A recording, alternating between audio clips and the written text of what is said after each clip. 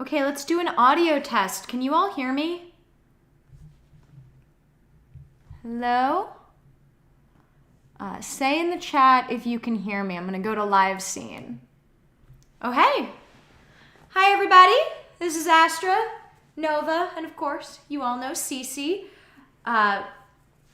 Send us a message in the chat if you can hear us. Or we could just scream into the void for an hour. We could also just scream into the void for about an hour. Oh, awesome. You can hear us. Excellent. Okay, so today we are going to be talking about the Demon Core, aka Tickling the Dragon's Tail, aka why you should follow your lab safety manual, why you should wear your lab safety goggles, and why you should do all of your required online safety courses, external users. Please just make my job easier. Those safety courses aren't that hard. You just download the PDF at the end and then Command F your way through the assessment. It's not cheating. They give you the PDF. You're supposed to read the PDF, internalize the PDF, and not drink hydrofluoric acid. I've never consumed hydrofluoric acid, so... Good. It's really good you work in theory. I think I learned it through osmosis, yeah. You just never go into the lab, okay, sweetie? I love you. Okay. Our lab doesn't have chemicals in it. It's fine. Okay. Except for, like, glue. So before we talk about the Demon Core, I am going to give a brief overview on the Manhattan Project. So the Manhattan Project was the code name given to the project by the US during World War II, where they were basically building atomic bombs that were dropped on Hiroshima and Nagasaki. Oh! Okay, I should say hi to people in the chat. A bunch of people just joined. Okay, hi Joe. We already said hi to you. Paige, hello. It's good to have a puppet in the chat. Thank you for coming. Mix Maria 28, hi. And okay, awesome. I think that's everyone I can see so far in the chat. So if you don't know what the Manhattan Project was, basically it was a top secret government effort in Los Alamos, so in the Southwest United States, to make bombs to drop on Hiroshima and Nagasaki and end World War II. Now, this is a really bright opening to a live stream where you like say hi to everyone and then you just start talking about World War II and the Manhattan Project. Like, this is way too much enthusiasm for what like many historians have called war crimes and genocide. I'm so sorry. Welcome to Bad Astra's first ever live stream. I'm trying to be bright and excited, but I'm realizing that that's like not necessarily the vibe I should be going for. It's fine. This is like my happy exterior, and inside I'm like still very empty and depressed. We're good. Anyway, so after the second bomb was dropped on Nagasaki, Japan surrendered, but the US wasn't actually out of potential bombs. And one of those potential bombs was, I think it was originally called Fred or something. It became the Demon Core. It was just a sphere of plutonium. So I'm going to quickly pull up let's see if I can screen share. So can everybody see the Demon Core? Comment if you can see the Demon Core. That is what it is. It is a small sphere of plutonium coated in nickel. Well, that's not actually the Demon Core. That's a recreation of the Demon Core because, you know, safety. It's radioactive and can hurt you. You sure it wasn't the real Demon Core? No, I looked it up on Wikipedia. Those are that series of photos was from a recreation of the incident. Recreation? Yeah, recreation. This isn't recreation. People died. Well, this is recreation talking about their deaths. Okay, so this should give you a pretty good idea of what the Demon Core was. It's just a small sphere of metal that is very, very deadly. However, okay, back to us. However, this sphere was not critical. So what it means for a bit of nuclear mass to go critical is that first of all, check out our video on nuclear science, check out our video on nuclear physics and why nuclear energy is a good thing, actually, if you want to learn about a little bit more about nuclear weapons, nuclear bombs, and criticality. But the short explanation is that when a mass of fissile material goes critical, that means a chain reaction starts and you cannot stop it. You basically either melt down or you explode, release loads of radiation, lots of people die, atoms are splitting at alarming rates. I think I should give a slightly more detailed explanation Go for it. just because it's relevant for how this experiment works and why bad things happened. So the key ingredient for criticality is neutrons. And so basically criticality, yes, it means that you're going to you could melt down, but you won't necessarily. I mean, you can have a self-sustained nuclear reaction that isn't melting down as long as you control it properly. That's nuclear reactors. The key feature is that the reaction is self-sustaining. What does that mean? So you have some fissile material, so in this case plutonium. That means that this is an unstable atom, and it's an atom that can periodically break apart. If it's hit with a neutron, basically. Mm-hmm. Neutrons come in, and they break the atom. It breaks apart. And when it breaks apart, some of what it releases are other neutrons. And if there are other plutonium atoms close by, the neutrons hit those. Those break apart, release more neutrons. Those break apart, and it keeps going. Now, if you don't have enough of this fissile material or enough of it close together, what you just get is radioactive decay. That's what half-lives are. It decays very slowly. These things break and then... Most of your neutrons escape without ever hitting another plutonium atom. And so you don't have a chain reaction. You just get an occasional fission. It's all good. However, this is a study on criticality. So they had this subcritical mass, which meant there wasn't enough plutonium there for the neutrons to just create this chain reaction. Yeah. Generally, the neutrons would escape, and you'd only get occasional decays. But you can make it go critical. Because you can take a smaller amount of plutonium, a non-critical mass, and make it critical if you trap the neutrons. So you can add a neutron reflector, which basically traps the neutrons so the neutrons can't escape, and then even though you have less mass, it can still go critical because those neutrons keep bouncing into things because they don't escape. They boom, hit a mirror, come back, boom, hit a mirror, come back. Does that... Yeah.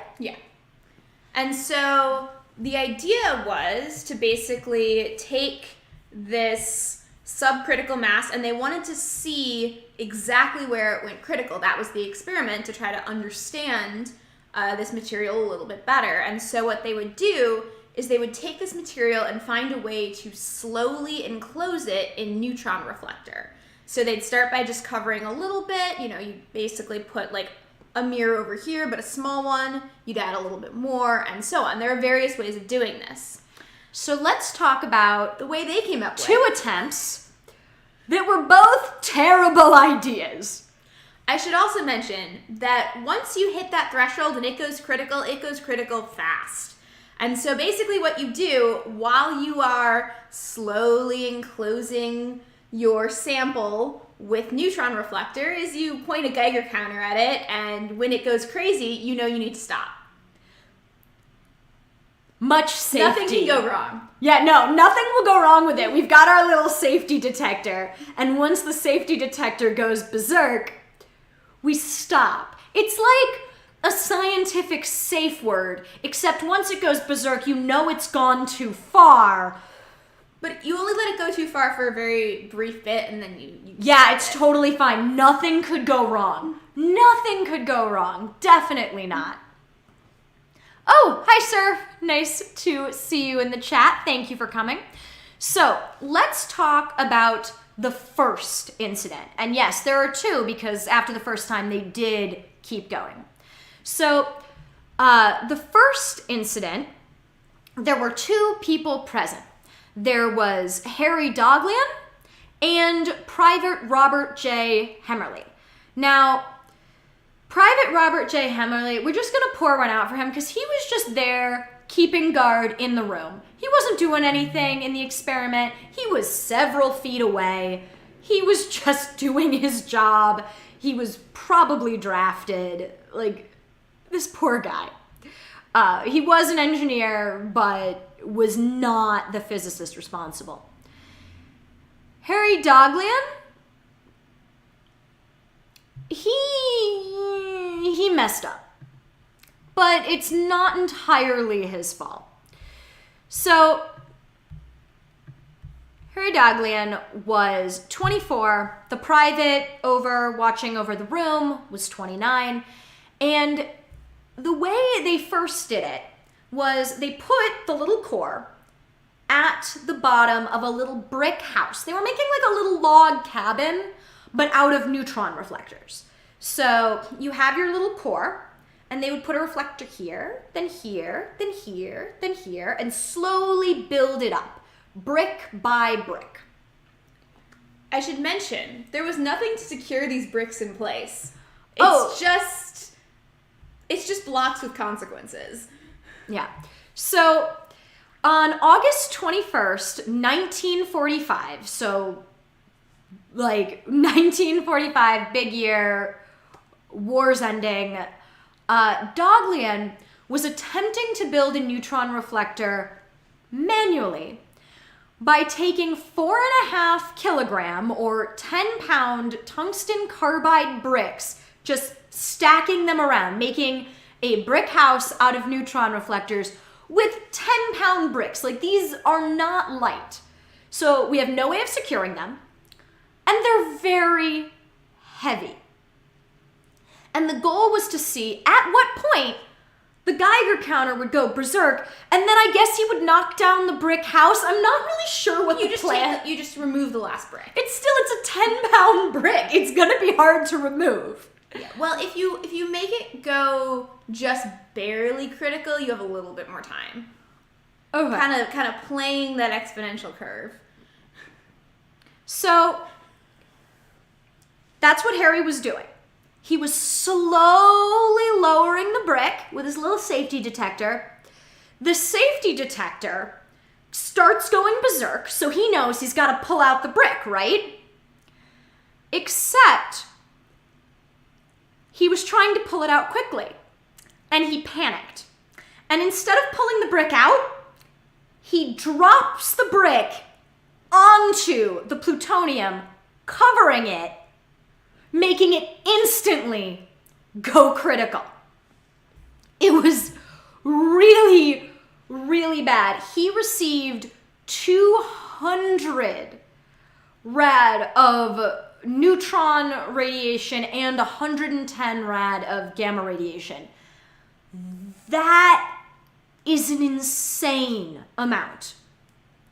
And unfortunately for this 24-year-old physicist, Harry Daghlian, he passed away 25 days after the incident of acute radiation syndrome, which is not a good way to go. Do you want to describe? No.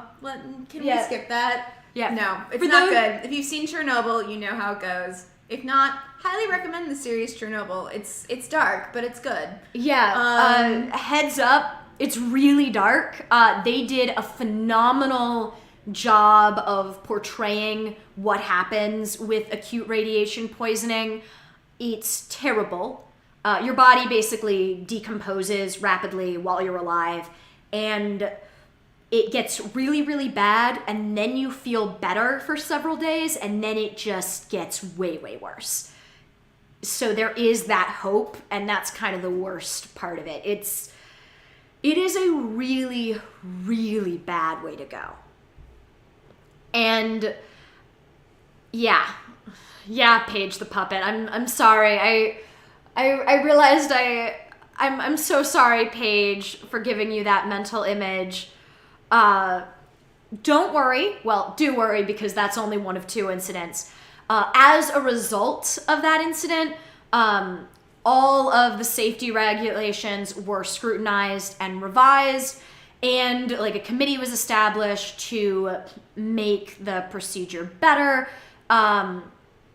Also, there was another procedure that basically said 2 people have to be involved, and there need to be at least 2 instruments monitoring neutron intensities with audible alerts, and like you've got to have a plan for removing the bricks. Like, these basic things. Like Proper experiment design. Yeah, don't have a guy alone with one Geiger counter we in should one hand also- and a brick in the other. What happened to the poor private who wasn't even... Yes.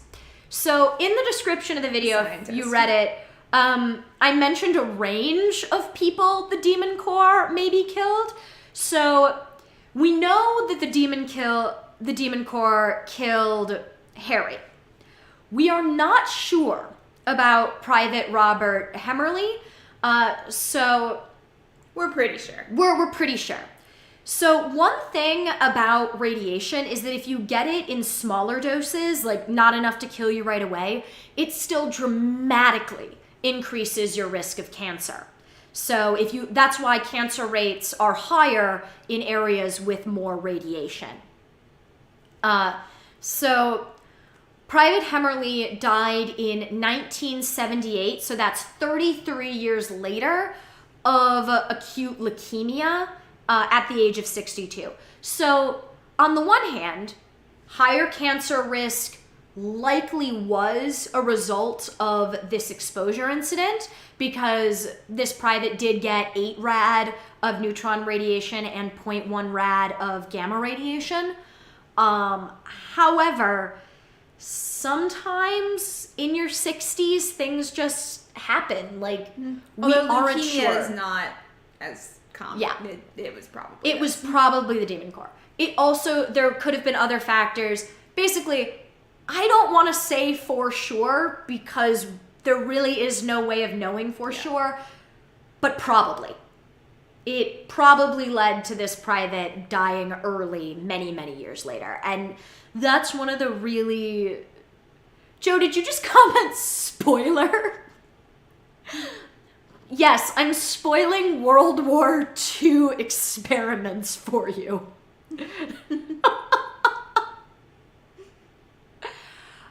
Joe, no, I do not know whether he was a smoker. I did not look into his personal life. I don't generally do that. Although if he was a smoker, that would have also increased his risk. So just, don't smoke. Don't carry out really dangerous radiation experiments without proper experimental design. Or really don't carry out any experiments without proper experimental design. There are so many other risks besides radiation poisoning. We're thinking of making this an entire series. Okay, so after this first incident... the spoilers about the next test. Oh. What? Well, we're gonna get to that. So after this first test, we have a much better experimental design. Here, let me pull it up. So everyone realizes They're doing it poorly. Okay. try harder. Screen share. Sorry, everybody. So, Okay. So the next plan... Ooh. There we go. Sorry, I did a little spoiler for you. Apologies. Okay. So their next thought was to build a little sphere. The bottom half of the sphere, so the little ball inside the big sphere, that is this little sphere that I'm hovering my mouse around, that is the demon core. This big sphere around it, that is all neutron reflector, and that's currently covering half of the sphere, right? But not enough for it to go critical. Yeah, it's not going to go critical. So the next step is, see this top shell? That is also neutron reflector. So their plan was like a grocery store clamshell to just... What's a grocery store clamshell? Like those plastic little grocery containers that contain fruit, like raspberries I don't think and that stuff. is a grocery store thing. Okay, yeah. Okay, like a little fruit clamshell. They were gonna just slowly close it, and just when it started going critical, open it back up again. Now, there's no way a hand would slip and just drop it closed. No, that would never happen. Here, they thought of that. They actually thought of that. They were like, what if we accidentally dropped it? Because that's what happened to the first guy, and this would be way, way worse because we've just encased the entire thing in neutron reflector. Well, they thought about it. So, the procedure, the approved protocol, was to keep counters there and to have little shims between the two halves, so it would never fully close. You got little shims between the clamshell. Now, that sounds like a good procedure, but if you were paying attention to the screen share, you'll notice that there are no shims. In fact, as Robert, who just joined the chat, hi Robert, pointed out on Patreon. By the way, everybody, if you are feeling generous, please support Bad Astra on Patreon. It means a lot to us and means we can keep bringing you these helpful things. So, helpful. Entertaining. What is this helping with? I don't know. Boredom, lack of science history knowledge. Okay. I'll make you more fun at parties, I promise. So Louis Slotin, by the way, this is less than a year later. We're only in May 1946. So Louis Slotin has developed his own procedure. As you can see, instead of fixed shims, he's holding the neutron reflector open with a screwdriver. Yes. A screwdriver. Now, I don't think I need... You want to pull it up so we can see the chat? Oh, yeah, I'm pulling up the chat. Sorry, we're still learning how to use Streamlabs, so apologies for anything wrong. Okay, we mean you, because I'm just sitting here. Yes. Yes, I am still learning how to use Streamlabs. So, because, as Robert says, they're scientists, and scientists don't make mistakes ever. That's not most of science at all. Yeah, that sounds really slow and annoying. I'm just going to use a screwdriver. That was exactly his justification. Now, other physicists did have comments. For example, Enrico Fermi reportedly told Slotin and the others involved in these crazy, unapproved procedures that they would be, quote, dead within the year. And then Richard Feynman, who is another famous physicist, really famous for his lectures. If you're into physics, go look up the Feynman lectures. They're amazing and hilarious. And Fermi's a really big deal as well. Yeah, Fermi is also a huge deal. Loads of things are named after him. For example, Fermilab in Illinois. like, these are two really big deal physicists who went down in history, both saying it's a dumb idea. So Fermi's like, you're going to be dead within the year if you keep doing this. And Richard Feynman referred to these experiments and this procedure as tickling the tail of a sleeping dragon. So, of course, these physicists take that to heart, and they keep doing what they're doing and call it tickling the dragon's tail because YOLO, man, I guess. So, on the day of the incident, May 21st, Louis Slotin is actually showing other scientists how to conduct the procedure. So this is like, he's in teacher mode. He's not doing this alone. There are like, how many people were there? 8? 1, 2, 3, 4, 5, 6. Yeah, 8 people. So he is showing a group of 7 people how to do this procedure properly. So you'd think, like, now with everyone watching, he'd use the shims that were approved, right? Nah. He has to show off how much of a cowboy he is. In fact, I'm pretty sure he was, like, known as a cowboy. I read somewhere that, like, I think there are fun Feynman facts in the chat. Oh my god, what are they finding in the chat? Can't really read it from here. I just saw bits of it. Okay, chat, I'm coming for you. Robert, use calipers, a ruler, and a screwdriver. Yes, that's pretty much it.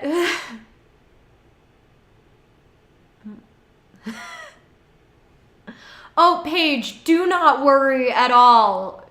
I am so happy that you came to the chat, and please tell your mama that obviously, like, feeding herself and her family comes first. Also, she's got to make all you puppets and got to get materials for those.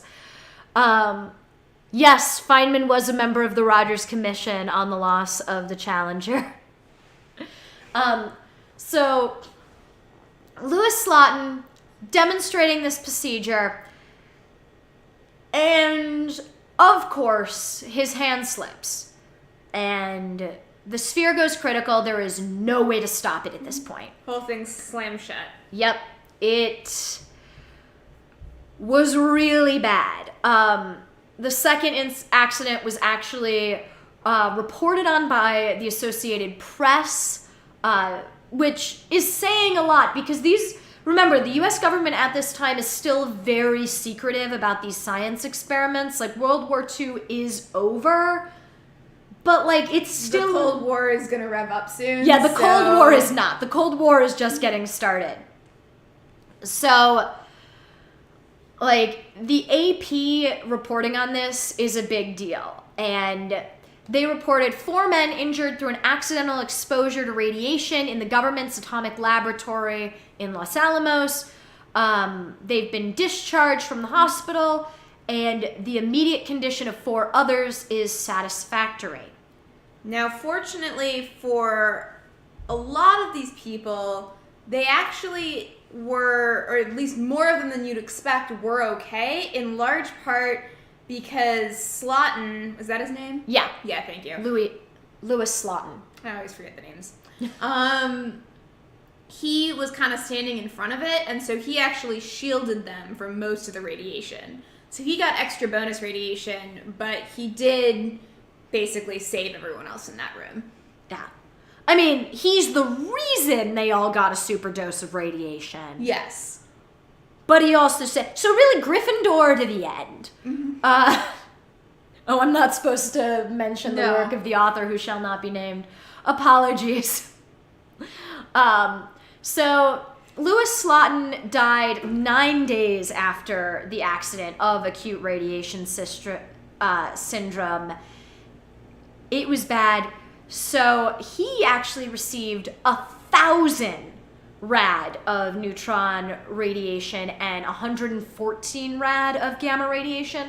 So, should we explain the difference between neutron and gamma radiation? They're both really bad. Yeah, I mean, so they're both bad. one is neutrons, one is gamma rays, so photons or light particles. But really energetic light, so bad for you. Yeah. Like X-rays, but worse. Yeah. Like UV is bad. That gives you a sunburn. X-ray is bad. Too much of it will give you cancer. Gamma ray is bad. Too much of it, which is a lot less than the X-rays, will give you cancer. Yeah. So neutron radiation is also not great. Really bad too. So with neutrons, a single neutron can often do a little bit more damage, just because it basically, you can think of it as how do you describe it? It has a bigger cross section, I think. It's a bigger particle. Yeah, it's a bigger particle. It basically blows bigger holes in. Yeah. Think of gamma rays. Yeah. Think of gamma rays as tiny little knives, or they're really all tiny bullets. Yeah. So basically, all radiation is teeny tiny microscopic bullets. And for Mix Maria, the rad is just a measurement. Yeah. So it'd be like saying like inches of precipitation. It's just rad is the way we measure radiation. More is worse. And there are two different scales. I believe rad is the one that actually accounts for only like ionizing radiation, so radiation that is harmful to you, the human. Because I mean, technically, the sun emits all kinds of radiation. Only a tiny fraction of it is ionizing, and the fraction that is ionizing mostly gets absorbed by the atmosphere. That's why it's good we have the atmosphere, and why we need the ozone layer and stuff. But ionizing radiation that does get through is bad news. And so the idea here is, rad is just measuring how high your dose is. Gray is another measure, for example. That's the one that I kind of keep in my mind. Anything that is a sizable fraction of a gray is bad news. Like 0.1 gray, bad. 1 gray, you're very dead. Like acute radiation. Anyway, tiny bullets. Neutrons are bigger higher bullets. Caliber, but slower. They don't penetrate as far. Yeah. So they're easier to shield against. Gamma rays, smaller bullets, so smaller holes, but they penetrate further. Yeah. They will both neither are good for you. Really mess you up in different ways. Another kind of radiation is alpha particles, which are basically just helium nuclei. Those actually can be stopped with a piece of paper, but they're really bad if they get inside you. Do not eat alpha particles. Do not eat alpha particles. You heard it here first. Really, just watch your safety trainings. So, Louis Slotin, he passed away 9 days later. Remember, Harry Daghlian passed away 25 days later. So, Harry got 200, I believe, 200 rad. What did he get in grays? 2 grays. 2 grays. Plus the gamma. So three grays total. Yeah, he got 3 total grays, so he was 3 times extra bonus dead. Louis Slotin got 10 plus 1. He got 11 grays. That's so dead. So very, very dead. Now, Alvin... is someone measuring this in Rontgen? Yep. Robert's measuring this in Rontgen. Yeah, there are a million different scales, and again, some are there are different. Some are for ionizing, some are not for ionizing, some are for like what your body actually absorbs. There are a whole bunch of different scales. Joe, did you? No, bad Joe. He just brought up flat Earth. Bad Joe. No flat Earth. The Earth is round. We have an atmosphere. It is a sphere. We have a magnetic field. It's kind of oblate. It is a sphere within the margins of error. But yes, it is a little fatter at the equator. Well, within the right margins of error, everything's a sphere. That's how you do physics, Jordan. Are you making a spherical cow in a vacuum joke? Yes. I guess within the right margin, CC's a sphere. Mm-hmm. Anyway, so the guy. I can talk about the not so spherical cow in space. We can talk. Anyway, that's for later. Sorry. Let's go through what happened to all the other people in the room. So we talked about what happened to Louis. Alvin Graves. So he was actually right behind Slotin. He was basically looking over Slotin's shoulder because it was his job to kind of figure it out. So Graves was partially shielded by Slotin, but he was like looking over his shoulder. So he was the next bat. He only got 166 rad of neutron and only 26 rad of gamma. He still in total got about 1.9 gray, which is real bad. He died 19 years later of a myocardial infarction. Yeah. Fancy term for heart attack. Yeah. So might not have been radiation. He died of a heart attack while skiing 19 years later. Now, he was only 34 at the time of the incident, so 19 years later would only put him in his early 50s. Sometimes people attack, not cancer. Yeah, some people do just have heart attacks in their 50s. It's really sad. So whether or not he was at higher risk because of this dose, we don't actually know. In fact, I actually think it's less likely that this killed him than the poor private from the previous accident. Mm-hmm. Now, remember when Rebecca said that 1 gray means you're very dead, but this guy almost got 2 grays and lived for 19 years? Radiation poisoning is kind of random or stochastic, as the scientists would say. Yeah. But what that means is that it ups all of your risks, but what those tiny little bullets hit, like think getting radiation poisoning is like someone firing a gun into a crowd and the crowd is your body. It could hit everyone. It could hit not too many. It could hit no one. So how damaged you are is kind of up to luck and chance. Yeah. So it seems like Grave lucked out here. Yeah. And whether you get cancer too, there is an element of chance to that because it depends on what gets damaged, whether you end up with bad enough mutations that you get cancerous cells. So however, don't take the risk. Just do your lab safety. Mm-hmm. Just use the shims, put on your lab safety goggles, or better yet, ask your lab safety technician. Mm-hmm. So next up is Samuel Klein, who was 26 years old and was just a physics student. Sam Klein actually became a patent attorney later, and he passed away in 2001, 55 years later, but he actually refused to take part in studies, and he tried to get his own medical records from the incident, but the government said no. So they were pissed. Yeah. Basically, he took on the US government, and as a result, we have no idea how he died. Maybe it was cancer, maybe not. We don't know. And it was 55 years later, so he did live a pretty good long life afterward. Yeah. He lived to be 26 plus 55. Yeah.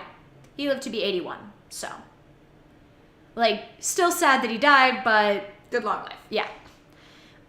Then there was Marian Ciesliski, a physicist who was 23 at the time, only got 12 rad of neutron and 4 rad of gamma. So all told, less than 0.2 grays. However, Marian Ciesliski died of leukemia only 19 years later. So he got way, way lower. He got a much, much lower dose. But probably got cancer young. Remember, he was only 42 when he passed away of cancer, probably because of this incident. So again, it's very random, and of course, we don't know. Maybe leukemia ran in his family. Anyway. However, as you can tell, a lot of there's a much higher percentage of these people dying of leukemia than other causes. Mm-hmm. So then there was Dwight Young, who's actually a Chicago native, and the photographer. He was the photographer. He was 54 years old. He was the photographer. He only got 51 rad of neutron and 11 rad of gamma. So that's about 0.6 grays, and he died of aplastic anemia, which is one of the key things that radiation poisoning can also give you. Yep. A few years down the line. So cancer and aplastic anemia are the two common ones, and aplastic anemia is also not terribly common outside of things like radiation poisoning. So, however, he was 83. Yeah. I am adding all of these howevers because I cannot say for certain. I'm just saying it's a very high likelihood that at least some of these were caused by these incidents. Mm-hmm. We only know for sure that the Demon Core killed 2 people. We are pretty sure it killed up to 6 in these 2 accidents.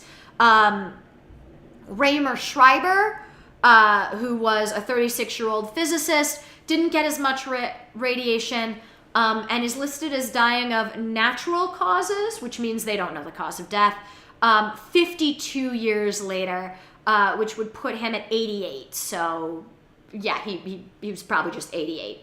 Stuff happens.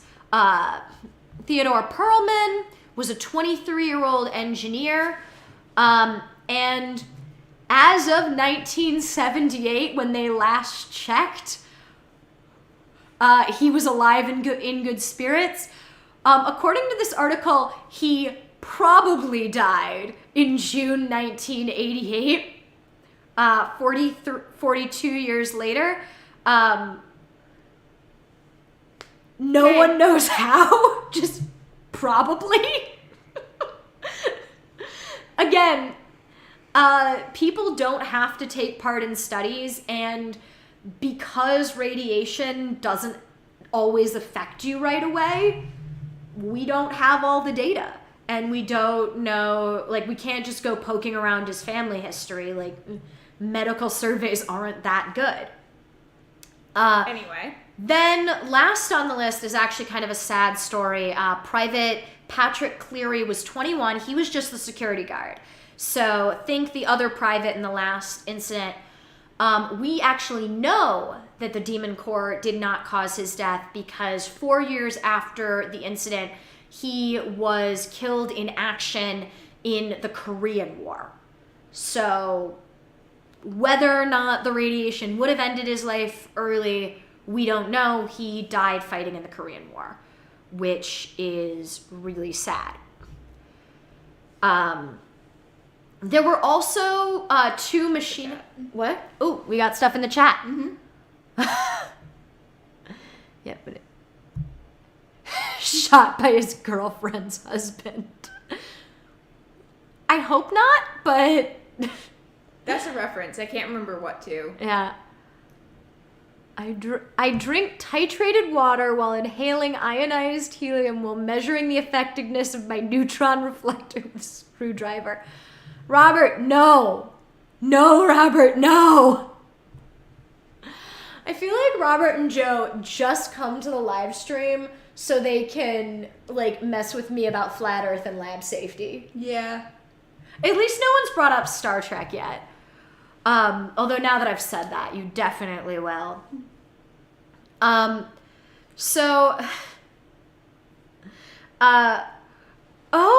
was wrong about the original name. So I was wrong earlier. The original name of the Demon Core, I just double checked, was actually Rufus.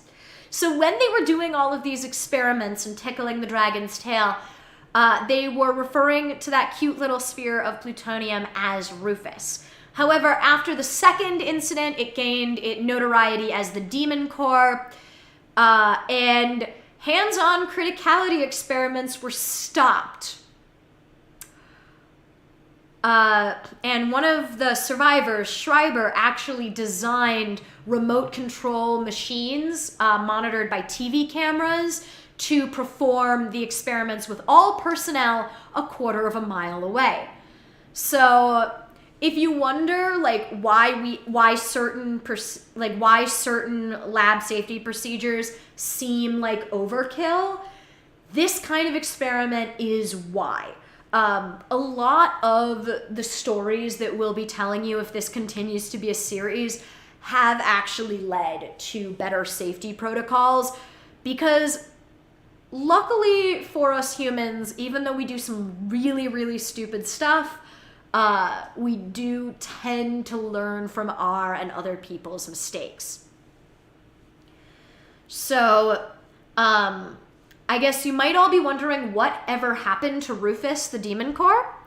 So, the Demon Core was actually intended to be used in the Operation Crossroads nuclear tests, but then after that second accident, they needed time for the radioactivity to decrease, and then they were going to reevaluate it to see if there was still enough fissile material for it to work.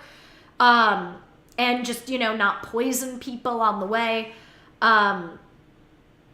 So there were two tests that came before it, Abel and Baker, A and B. It was going to be used in test C, called Charlie, but that test was canceled because the Baker test resulted in a ton of radioactivity, and they were like, maybe we shouldn't be bombing underwater anymore, because they couldn't so they had these target warships that they were trying to bomb and see if it worked, in case they wanted to bomb subs. But after the test, those ships were so radioactive, they couldn't decontaminate them, so they wouldn't have a viable test for Charlie. So Rufus, the Demon Core, was melted down, and the material was recycled for use in other cores, which isn't really a romantic ending, but B, I guess, sleep better at night. The Demon Core isn't out there. You could romanticize it. It's living on in a future of, I don't know what they're doing with future of other bombs. Yeah, no, Robert, unfortunately, they wanted to blow it up, but they were not able to. Yes, Joe, you're right. Baker does have some really, really good videos. How many rads did I absorb watching Threshold from Vince Whitaker? Well, we can't be sure because we didn't have a Geiger counter near you, but I was seeing rad while I was watching it, so I'd give it maybe a 3. 3 rads? 3 rads watching Threshold.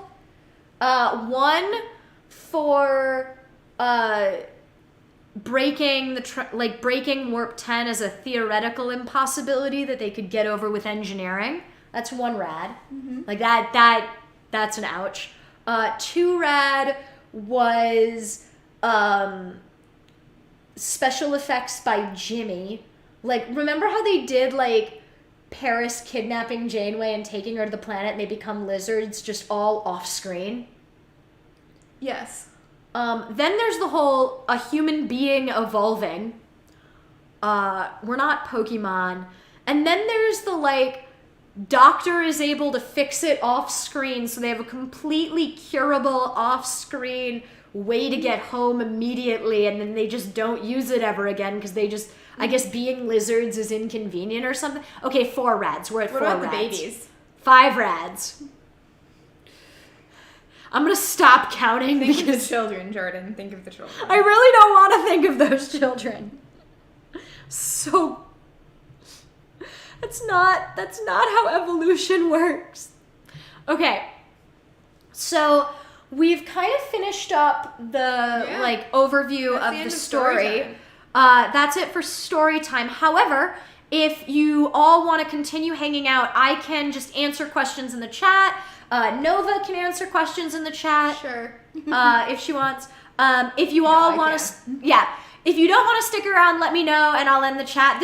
I'm still kind of figuring out what I want these live streams to be. But if you want to stick around, ask me questions, either about this experiment or about other things, we can just chat. Whatever you want.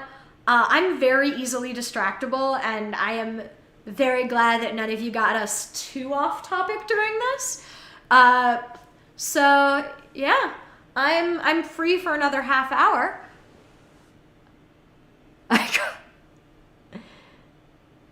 Boo! No, not Sally the salamander. Surf with evolution is just a theory. Actually, I am coming out with another video soon about evolution, specifically about the evolution of puppies.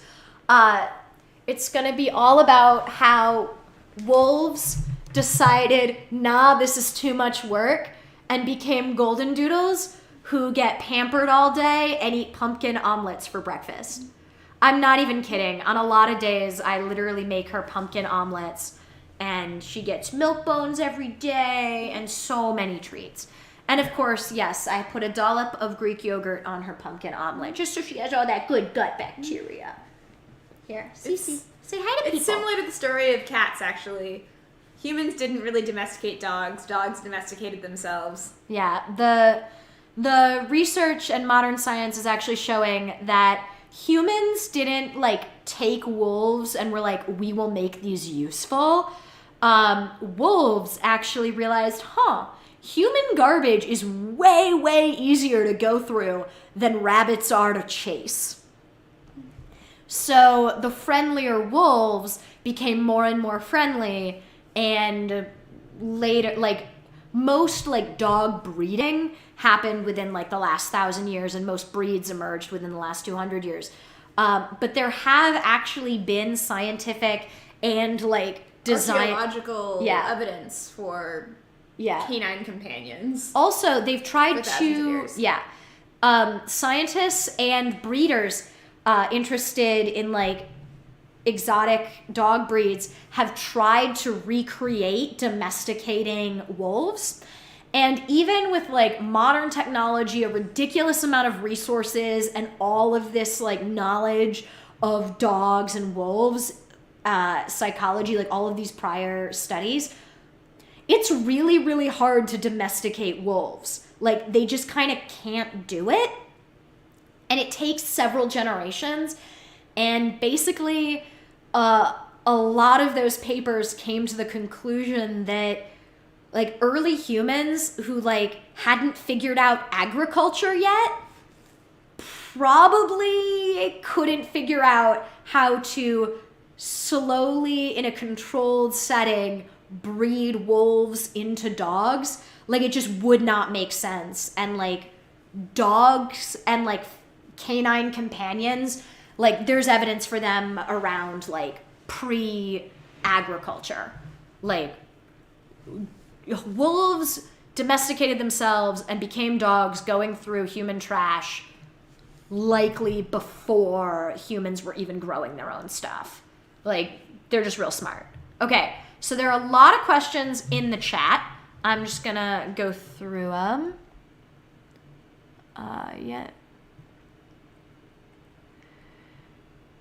Yeah. The 50s and Robert, the 50s and 60s were a time. Oh, yeah. The 50s and 60s were a time we probably should not have made nuclear tipped torpedoes. We definitely poisoned the ocean. That was bad. Oh. It's an MX word. Why wouldn't you just say, so we can go to work 10, let's just back that off a notch, and then take 5 days rather than... Yeah, okay, back to threshold. Oh, no, threshold. Are we just saying blanket ban on Threshold going forward? We're not. Wait, the time cube got brought up on r/flat earth. Oh my god, no! That's actually amazing. So for all of you who have seen Cosmological Crit, that's our video where we talk about the history of the universe as a D&D game. I had a lot of fun playing all those characters. Eris, the writer for Bad Astra, got really obsessed with the time cube, which is just an off-the-wall, ridiculous conspiracy theory / or universe theory. It's a mess. I think this guy is trying to start a cult. If you value your sanity, do not go look it up. However, if you are a masochist like me, go look it up for some crazy, crazy reading. But apparently on our, Reddit's on the Flat Earth subreddit, someone brought up the time cube, and yeah, that tracks. I can't decide whether time cube is crazier or Flat Earth is crazier. I don't know enough about Time Cube. I feel like Time Cube sounds like it's less just obviously falsifiable, so arguably less crazy. Everybody vote in the chat. Should Nova look up the Time Cube? Should I send her the Time Cube website? I will preempt this by saying, regardless of the outcome, I'm not looking it up. So should I read it aloud to her while she's trapped here? I'm not trapped though. That's the thing. Did the blizzard stop? We're literally stuck inside. There's a pandemic and a blizzard outside. Well, there's also the other room. I'll shout. I'll be really loud. We'll get a noise complaint over this.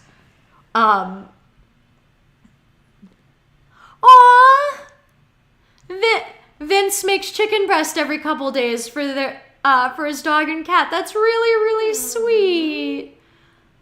We should make Cece more chicken. Yeah, we really should. She loves chicken. It's just hard to make. Well, it's not hard to make. We just don't have frozen chicken around, so we need to go buy some.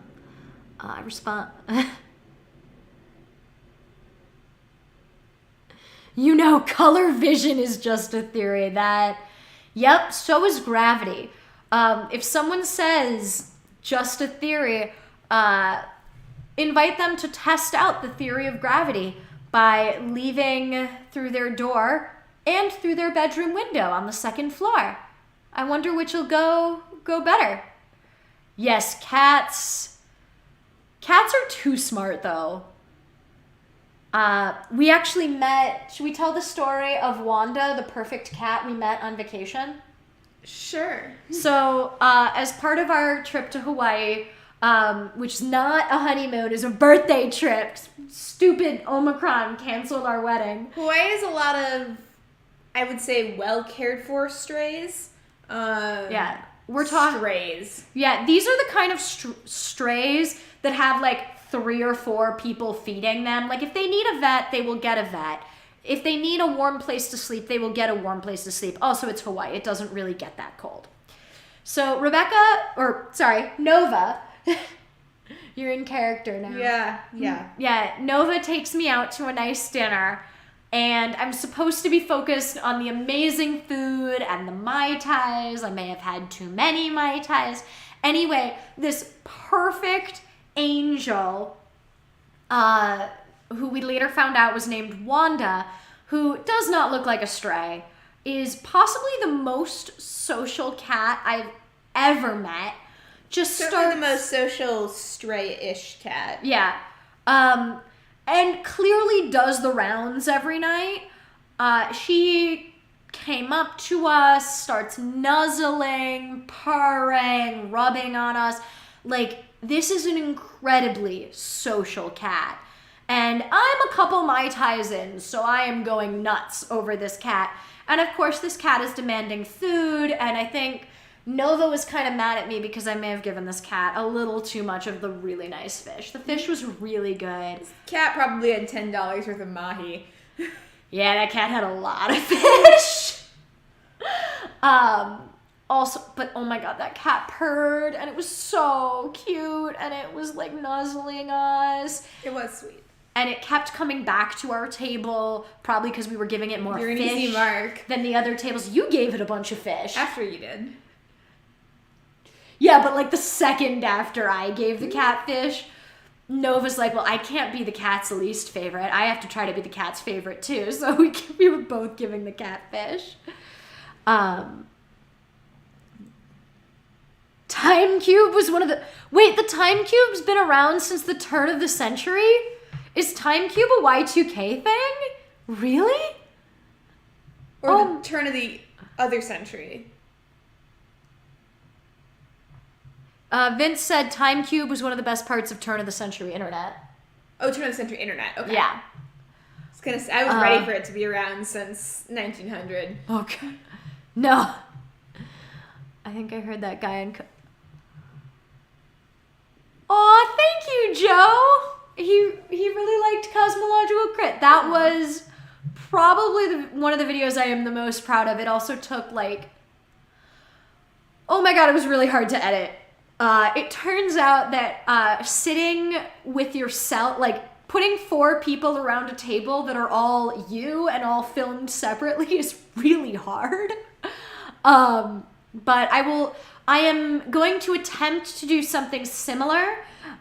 Pluto patron Marcia Remai actually suggested that I do a video where I basically do a kind of Star Trek spoof, and I haven't really done a Star Trek spoof yet. So our plan is to do the standard model with all of the elementary particles as Star Trek characters. We're not entirely sure what everyone's going to be, but I know that James T. Kirk is an electron. I know he's an electron. Yeah. Yeah, it works. Yeah. He's also original series, so... Yeah. Heads up, there are generations of particles, so... There is the original. There will be a next generation. There is a next generation of particles. It fits a little too well. And the mirror universe is antimatter. Oh yeah, the mirror universe is 100% antimatter, so I guess I'm gonna have to get a bare midriff. I'll start working out now.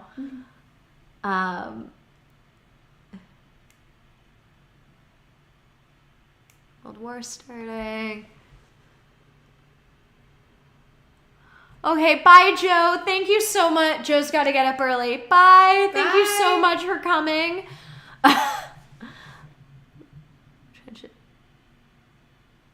Unguarded ledges. Remind me.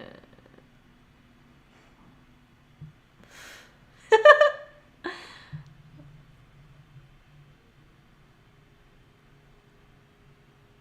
you just gonna read the chat? I'm trying to catch up real fast, but it's hard to read.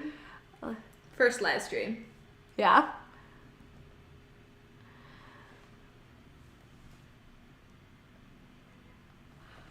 Ooh. Am I gonna have to dress up as Quark? Quark needs to be some sort of Quark. Yeah. So there I don't are know how you're gonna do a bunch Quark of different Quarks. Without it being a racist stereotype, because it is a racist stereotype. Yeah, Quark is definitely a racist stereotype. I mean, the Ferengi are... That's it, yeah, the Ferengi as a whole Quark are specifically. Definitely a racist... Good night, Joe! Good night! So, we're gonna have to figure out how to do it, and obviously, like, figuring out who it's okay for me to play. Like, Star Trek has a history going back to the 60s, so we're gonna try to figure out a way to poke fun at that a little, but also, like, make sure this is still, like, a fun space for everybody. Ooh, Quark could be a strange Quark. Yeah. Quark could definitely be a strange Quark. I really like that. Yeah, thank you, Robert, for that suggestion. We'll just have to get you some giant ears and we'll call it a day. Vince is suggesting that Quark is a charm Quark. Mm. Oh, you too. God, that works so well. Okay, what do you think should be... So I was thinking for Proton and Neutron, we'd have Proton be Spock and Neutron be McCoy. Just because I like the idea. You need that key trio that makes up all of atoms. The atom. Because, of course, they were a polytriad. Mm-hmm. Like, I watched the original series. I sat through that. I know that all three of them are a thing. You let the strange quarks get out of hand and they'll ruin everything. Yeah. Yeah. Yeah. Okay, whether quark is strange or charm is going to be tabled. Or a bottom quark. Quark is such a bottom, though. Oh my god. Anyway, I didn't say anything. Quark is a happy bottom. Is anyone else in the chat really into Deep Space Nine? Because it's one of our favorites. We, of course, Voyager is our favorite, but DS9 is just, it's really up there. I really liked it until, like, the last 30 minutes when they just made bad decisions, and it really took me out of it. But yeah. Up until then, it was good. Yeah, the last episode, not, like, the 9-part finale I liked, but, like, that last episode, just, it had pacing and tone issues. Also, like, Cisco Space Dad just abandoning his pregnant wife for, like, who knows how long. In my headcanon... there's a question. Will the top and bottom quarks be leather-clad? Yes. Absolutely. Absolutely. Absolutely the top and bottom quarks will be leather-clad. I hadn't thought of that, but... That's important. I have to go out and buy leather. You don't. You have a leather jacket. Yeah, but you don't have leather chaps. I don't have leather chaps. And my riding crop has been lost to the ages. Mm-hmm. So yes, we'll do... Okay, Quark is the charm quark, Rom is a strange quark, Nog is a top, Grand Nagazek is a bottom. So what's Ishka? What is Ishka?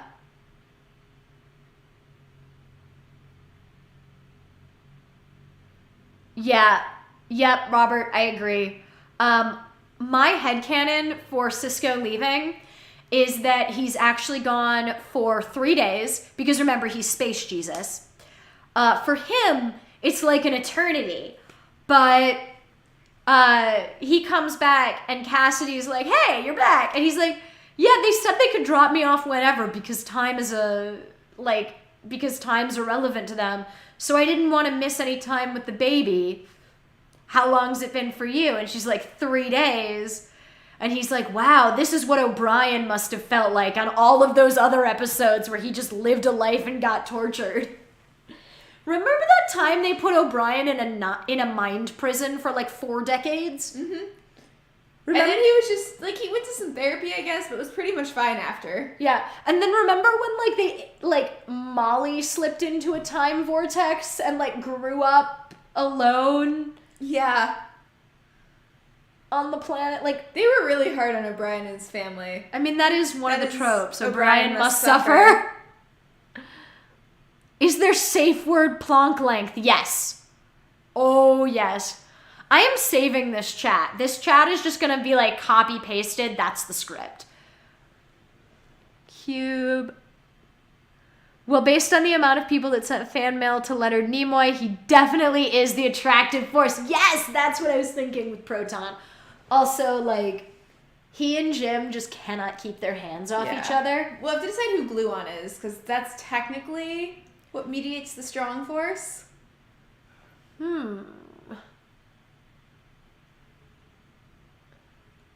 We're gonna find out. Maybe Uhura? Maybe? Because, I think... Yeah. Avery Brooks makes them... Yeah! Yeah, Robert. Avery Brooks being Cisco wouldn't abandon his family. That's all of the fans. Literally, they could have just added a little scene where he's like, I'm gonna go hang out with the prophets. I will see you in like no time. It'll be no time at all for you. And then Cassidy will be like, why are you telling me this? I think actually a better version of that scene would be like, he goes off, you see like a montage of him like getting old and hanging out with the prophets / wormhole aliens. And then like Cassidy wakes up, he's not in bed. She sees that he's gone. Then she goes to like the kitchen and he's making jambalaya with like, but he's wiser now and he's trying some new spices. So what is the red shirt ensign? The red shirt ensign, possibly a neutrino? No. I feel like neutrinos are more important than that.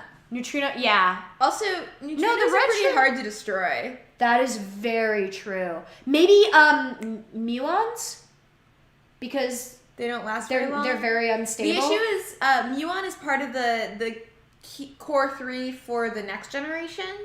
Oh yeah, and red shirts were much more a thing in the original series. Yeah. Also, just again, you need those. So you need muon. If you're gonna do the next gen thing, then Muon, Charm, and Strange would be next gen characters because they are the next generation of particles. How about a meson? That's not a fundamental particle. That's two quarks together. I mean, we're doing an atom. Like we could say if you put two quarks together, you get a red shirt. Because it doesn't last that long. How though? So you put two quark. Yeah, you're right. That doesn't work. Yeah, it doesn't work. We'll figure it out. What's a red shirt? Red shirts equal entropy. There's a thought. That's kind of high concept. That's much. Yeah, and that's like not a fundamental particle either. That's very high concept. I mean, we've done really. I guess the highest concept we've done, like the concepts we tend to do are like dominatrix explains nuclear energy. The W or the Z boson could work. Okay. Weak force. What? Weak force. They mediate the weak force. W or Z boson mediating the weak force? Yeah. That could work. No, I don't know how stable they are, but I don't think they're very stable. Yeah, we need something unstable for the red shirt, because the red shirt dies pretty immediately. Yeah. Unless the red shirt's a woman. They don't usually kill women. They also considered that the last scene of the show would zoom out and you would see Benny Russell calling a rap on his sci-fi show Deep Space Nine, but didn't as it would invalidate all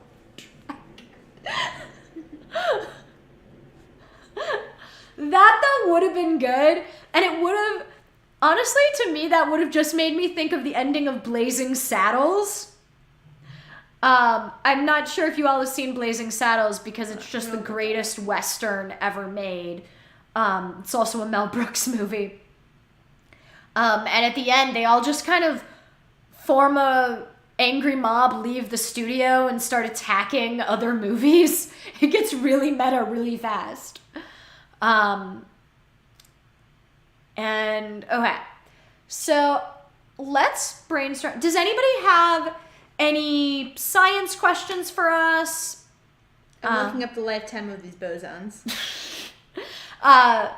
We are happy to keep chatting about potential ideas for the 2 upcoming videos. Otherwise, we can just head out if you want. Unstable like the warp core of the Enterprise under Geordi as chief engineer. Oof. Oof. Oof. Or unstable is the warp core under Janeway by choice. But yeah, I guess that's W and Z, half-life of about 3 × 10⁻25 seconds. That's what the red shirt is. They mediate the weak force. Yep. That's perfect. Yeah. No, this works. I think but that is the key difference between TNG and Voyager. In Voyager, they're constantly blowing up the warp core or ejecting the warp core because they're just cowboys and sure, why not go out in a blaze of glory? And in Next Gen, the warp core keeps blowing up because they can't figure out how to keep it stable. And, I feel really bad for B'Elanna. I gotta say, because under Janeway, I feel like that ship is really hard to run because you're like, oh, I'm gonna run a diagnostic, make sure everything's functioning. It's all at top capacity, Captain. You tried to blow up the ship last episode. We ended up half blown up. And look, it's already pristine and ready. The entire ship has become pristine. No bulkheads flying anywhere. I've basically removed the consequences. It's been less than a week. And then, like, literally a week later, Janeway's like Janeway pieing again. Like, poor B'Elanna. Like, everybody talks about how O'Brien must suffer. Think of the engineers. Also, what about Lieutenant Carey, who's just, like, in the first season, disappears for a bit, then comes back in a later season only to die because, like, I guess they didn't want to give the actor screen time. Like, Voyager really, really... Well, they needed to kill someone. And they were like, oh, yeah, that's an actor candidate. we haven't called in a while. They kept referring to him, too. And it's like, Voyager first season had so much potential to, like, have some Lower Decks crew members do, like, gossipy B-plots. And then they just threw that out. They're like, nah, we could have some gossipy B-plots, but nah. Okay, red shirts is matter, antimatter, annihilation. That's also a little high concept. Either way, either Leah or Geordi kind of sucked at their job. Yeah. If tachyons travel backwards in times, if you fire a tachyon beam, you're really activating a tachyon collector from the tachyon's reference frame. Whoa. Whoa. Dang. So wait, does in the tachyon's reference frame, does it feel like it's also being shot out of the reflector? Like, do tachyons all start their lives in tachyon reflectors? Tachyons aren't necessarily real, so... Well, yeah, but hypothetically. Voyager's master systems display... But we know the ship didn't have 2 warp cores. Was that just like a set issue? Like, they couldn't figure out how to get the display looking right? Like, we only ever see 1 warp core, and they refer to it singular. And it's like a big... By the way, we started watching Star Trek Prodigy, and once you get over the fact that everyone in the cast is really, really stupid because it's a kid's show, like, they all just make really stupid decisions. And the whole thing's kind of cheesy. And the villains are really stupid, and, like, it's very cheesy. It is kind of adorable. It definitely has more Star Wars vibes than Star Trek vibes. But and the animation's very video game-like. Oh, yeah, I really don't like the animation style.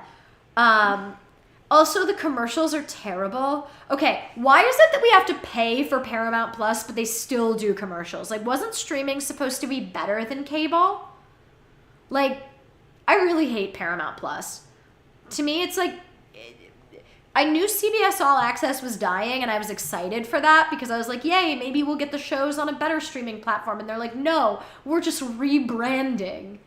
Anyway, Paramount Plus is terrible, but we have it because we want to watch Lower Decks and Discovery, both of which we love, and Picard, which we're trying.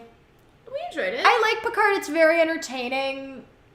It's a lot. Picard is a lot. I think they go overboard with the stakes. Yeah.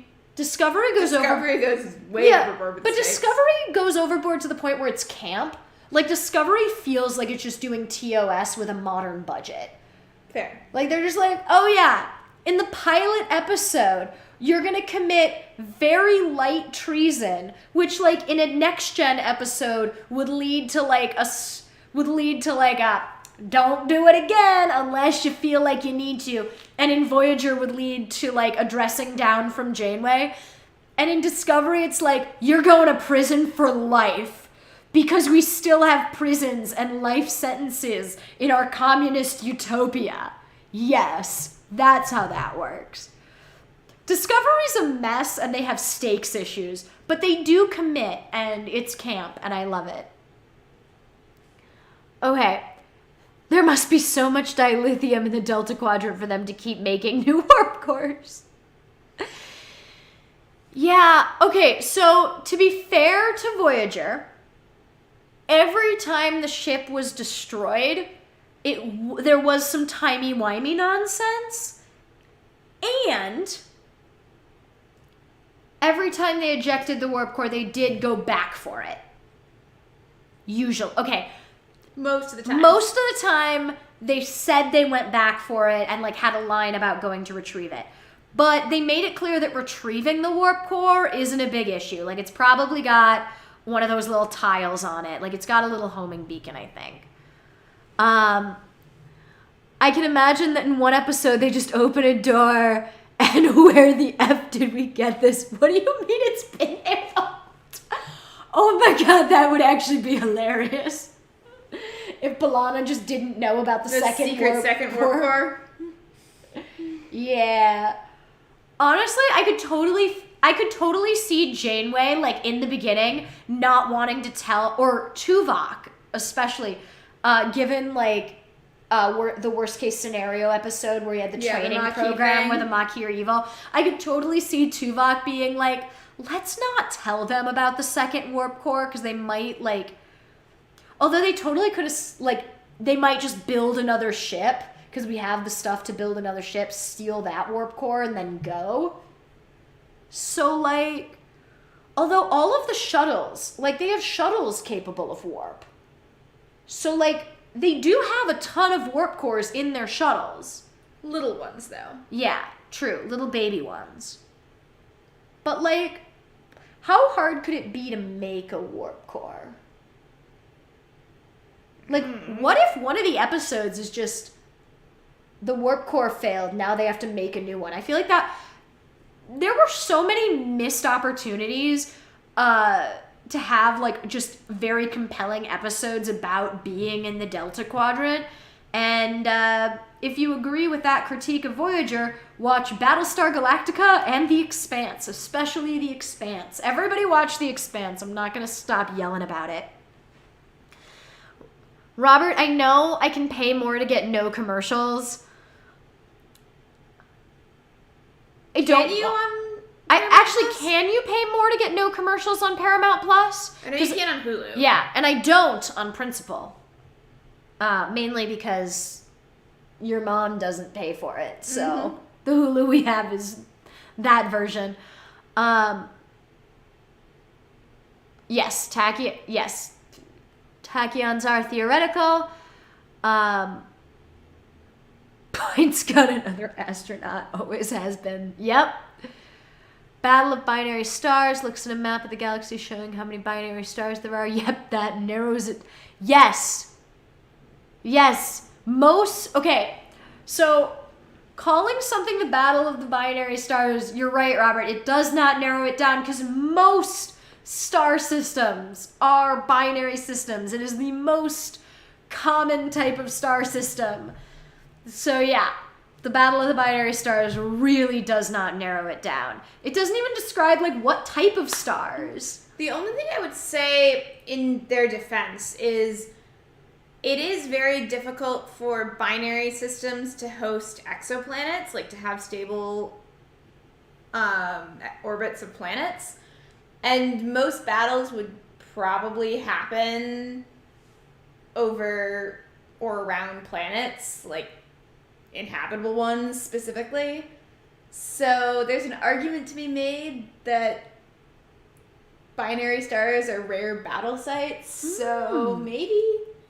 Yeah, but it still, like, doesn't tell you where the binary stars were. Like, normally, like, you don't say the battle of the 4-story building. You would say, like, the cross streets. Or, like, the name of the building, you know?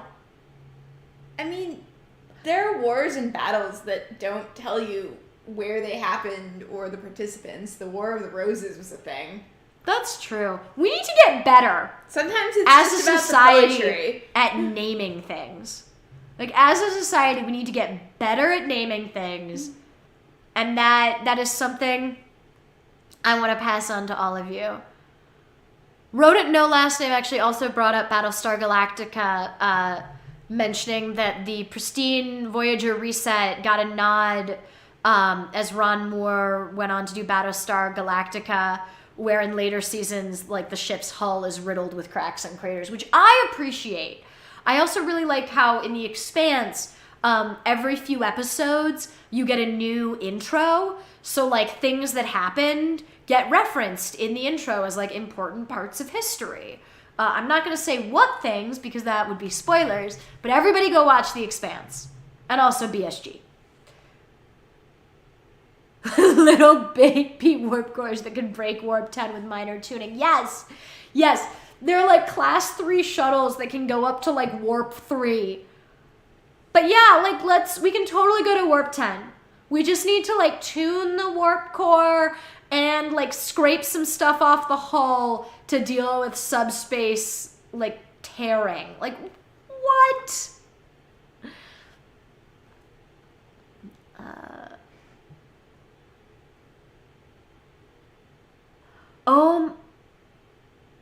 That's actually a very good point. Why hasn't anyone made a Trek episode that was called Double Double Toil and Trouble? That's because Double Double's a thing. Okay, we need more Trek episodes named after Shakespeare. Like, we have so many Shakespeare people who go to Trek, namely Patrick Stewart, but there are others who like dabble in Shakespeare. Like, it's a thing. That crossover. I mean, lots of actors dabble in Shakespeare. Shakespeare's awesome. It's kind of a thing. Yeah, it is very much a thing. So, like, you have all of these classically trained actors. Also, this is not... Aw, Rodent. Thank you. I'm the Boss Mang. That's cute. Adorable. Boss Mang Astra. Aw, thank you. I have, like... I want more, like, classical references in TV shows. Like, I think it would just elevate the form. Also, this is not just a critique I have of Star Trek. This is a critique I have of all TV shows. Bring back the musical episode. I see so many actors on TV who can sing. Like, I'm watching a show right now that stars Sutton Foster, and I know she can sing. She's in The Music Man on Broadway right now. And there is a show I'm watching. It's called Younger. This is not a promotion of the show. It's fine. It stars Sutton Foster and Hilary Duff, both of whom are amazing singers, and there is not a single bit of singing that they do in several seasons.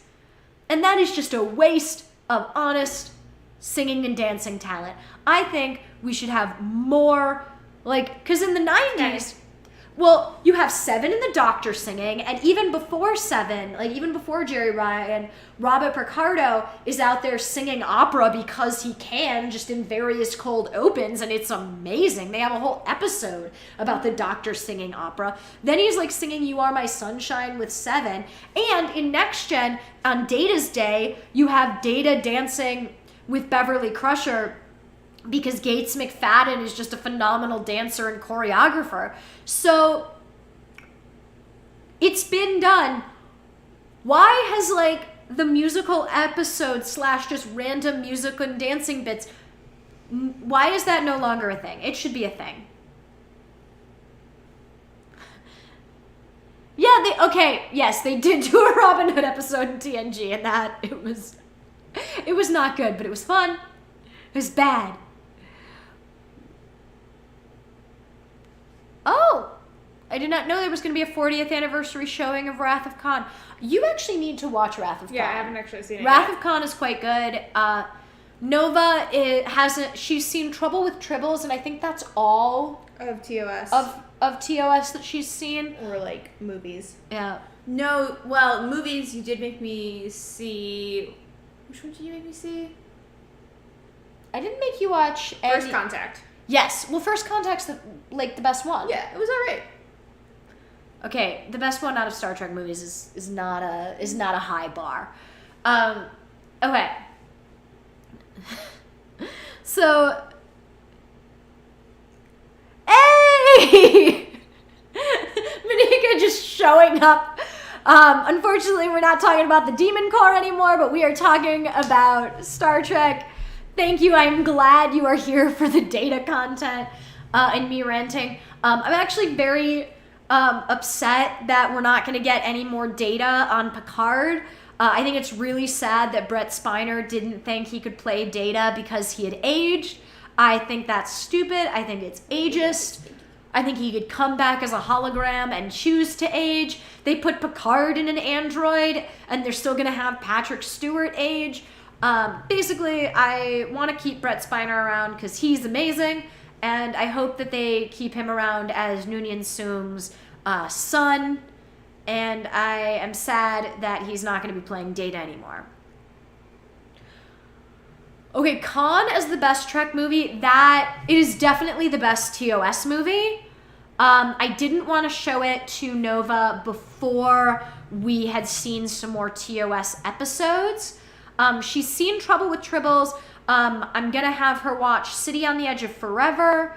There are a few others that are really good. I'm gonna try to show her maybe 5 or 6 episodes. The issue with TOS is that if you're not used to it, it's from the 60s and it shows. Yes, Monika, they totally massacred our boy. Yeah, 2 is Wrath of Khan. Okay, I didn't like 6. I thought 6 was kind of hokey. Is 6...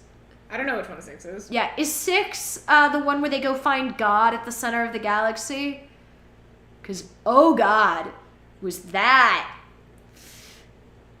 I did really like it as a kid when I watched it. Like, when I was little, I really liked it. I thought it was fun. Amok Time.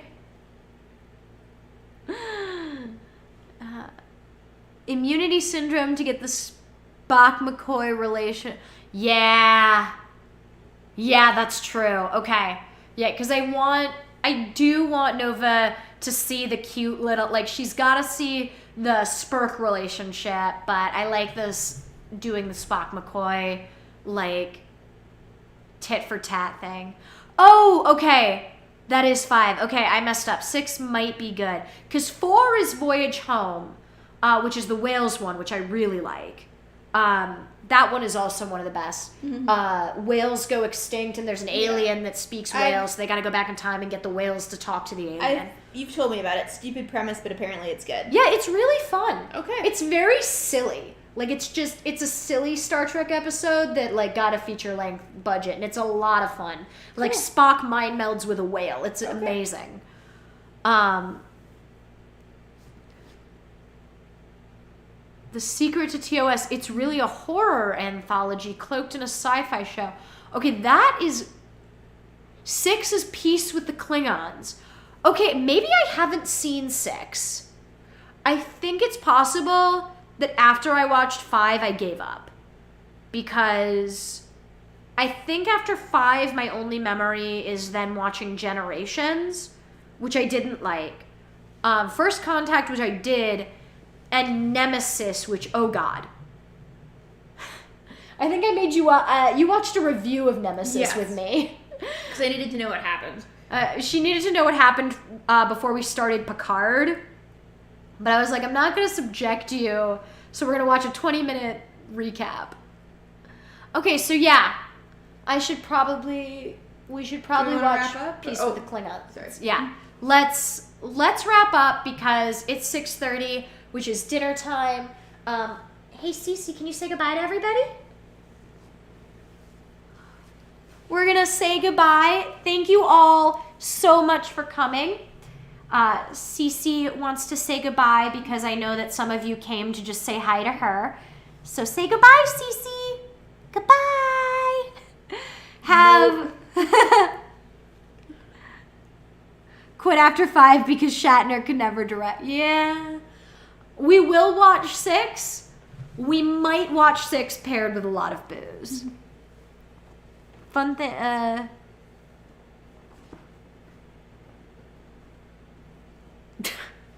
Oh. Now, we do not shame people for changing body sizes. Here, we do not fat shame here.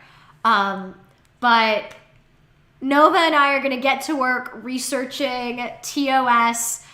It's research for our next video. So look out for more videos, specifically one about evolution, where I'll just talk about evolution broadly. And then, oh, no worries for being late, Monika. And if you want to learn about the Demon Core, watch the replay, because we were a lot more coherent in the first, 40 minutes. Aww. Cece is spelled C-E-C-I, but C-I-C-I works so well. Yeah. She's a dog. She does not know how her name is spelled. However, if you look up Cece's TV on Instagram, I'll put that in the comments. You can follow her on Instagram here. You can follow Cece on Instagram if you would like just random dog pictures all the time. So I am going to say goodnight. Good night. We're going to watch some Star Trek. I hope you all have a great night. Thank you so much for coming. And let me know in the comments of this video whether you'd like to see more of these. I have several ideas, but this is kind of going to be the format, if you like it, where we tell the story and then I stay later and just chat with you all, answering your questions and just, ranting about anything that comes up, because I have very strong opinions on very silly things.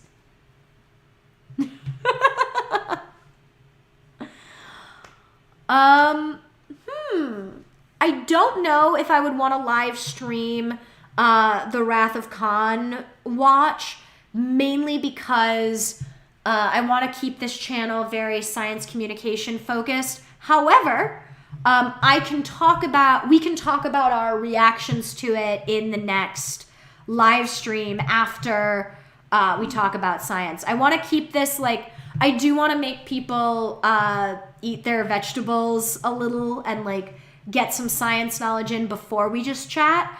But I will definitely talk about our reactions to Wrath of Khan next time. Does that work? I realize there's a delay, so I won't know before we... Nika, I do not speak... Is that French? I do not speak French. I am very sorry. Have a great night. If you want to comment in German, I will be able to understand that. We're going to say goodbye and hopefully turn off the live stream. So, goodbye, everybody.